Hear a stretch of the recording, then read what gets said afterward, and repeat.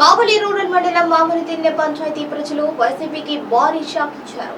ఆమరతిన్నె పంచాయతీలోని 42 కుటుంబాలు వైసీపీని వీడి కావలి తెలుగుదేశం పార్టీ ఇన్ఛార్జ్ కావ్య కృష్ణారెడ్డి సమక్షంలో తెలుగుదేశం పార్టీలో చేరారు. ఈ సందర్భంగా కావ్య కృష్ణారెడ్డి వారికి పార్టీ కండువా కప్పి వారిని పార్టీలోకి ఆహ్వానించారు.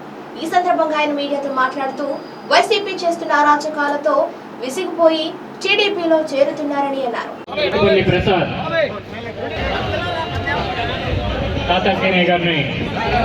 పార్టీలో టీడీపీకి పనిచేశారు.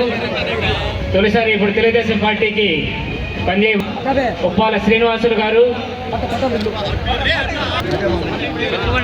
టీడీపీ నుంచి టీడీపీలో చేరుతున్నారు. ఉప్పాల మధుసూదన్ రావు,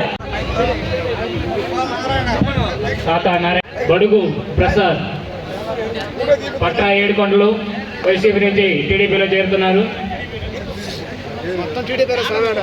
చేవూరి సుబ్రహ్మణ్యం వైసీపీ నుంచి టీడీపీలో చేరుతున్నారు. వడికిల రమేష్, జంపాన్ రామారావు,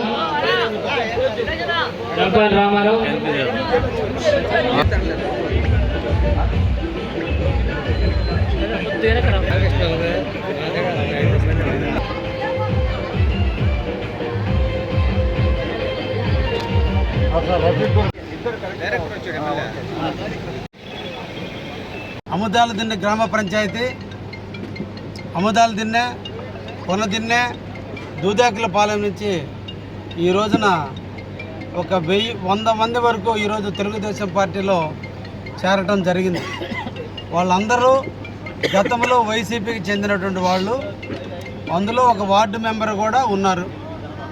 అయితే దురదృష్టం, ఇంటికి జనాలు రావడం లేదని పార్టీ వాళ్ళనే పిలుచుకుని కండవలేసి, వైసీపీ వాళ్ళకే కండవలేసి వైసీపీ వాళ్ళే చేరినట్టు తెలుగుదేశంలో చేరినట్టు చెప్పుకుంటున్నటువంటి పరిస్థితి ఈరోజు కావల్లో ఉంది. ఒకరు కండ వేస్తారు, ఇంకొకరు వెళ్ళిపోయి స్టేట్మెంట్ ఇస్తారు, నాకు పోతే కండ వేశారని. ఈ రోజున తెలుగుదేశం పార్టీ ప్రభంజనానికి, తెలుగుదేశం పార్టీలో చేరాలని ఊర్రుకు తొక్కుతున్న వైసీపీ నాయకులందరికీ స్వాగతం, సుస్వాగతం. కావలి కమల్ హాసన్ పోవాలయ్యా, కాబట్టి అందరూ కూడా తెలుగుదేశం పార్టీ ఆహ్వానించడానికి సిద్ధంగా ఉంది. అందరూ రండి. ఈ కావలిని మన అందరం కూడా అభివృద్ధి పరచుకోవాలి.